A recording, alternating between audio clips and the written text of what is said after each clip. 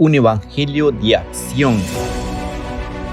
Pablo, de perseguidor a heraldo del evangelio. Pablo, un ejemplo vivo de cada cristiano debe ser. A continuación, el repaso de la devocional matutina con el hermano Ricardo Ramos.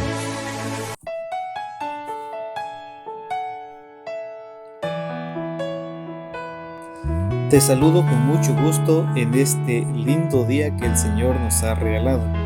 Hoy es sábado 12 de junio.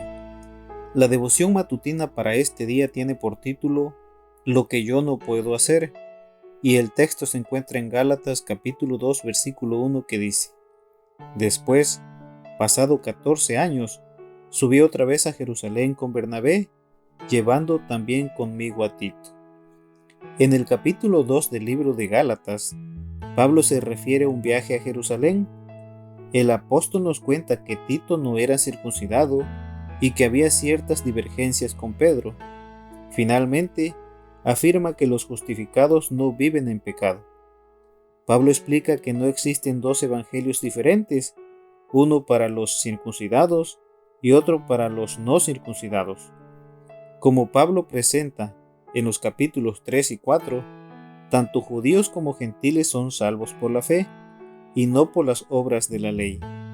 El mensaje para ambos grupos era el mismo, solo difería la condición anterior de aquellos a quienes se les dio el mensaje.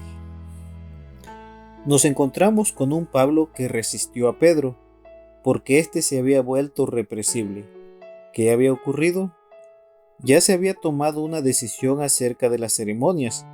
Pablo, como apóstol, justifica su argumento de no exigir que los gentiles fueran sometidos a las prácticas legalistas judías. Pablo, Bernabé y otros dos hermanos fueron elegidos para llevar la decisión del concilio a Antioquía. Por el hecho de que Pedro haya sido favorable a la decisión y sin duda haber concordado con ella, difícilmente se podría decir que había una controversia entre él y Pablo. Ellos estaban de acuerdo, por lo menos, sobre los principios generales. Esta decisión clara e inequívoca fue la base de la reprensión de Pablo a Pedro. El modo de actuar de Pedro, Bernabé y de otros judíos conversos causaba confusión y división en la iglesia. La reprensión fue pública porque la ofensa fue pública.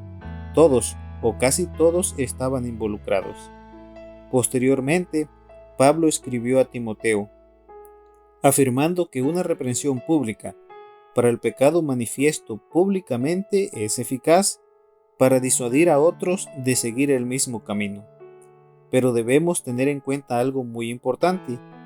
Quien está reprendiendo no es cualquier persona sino el apóstol Pablo, que no es un crítico profesional, sino un misionero comprometido con la causa del evangelio.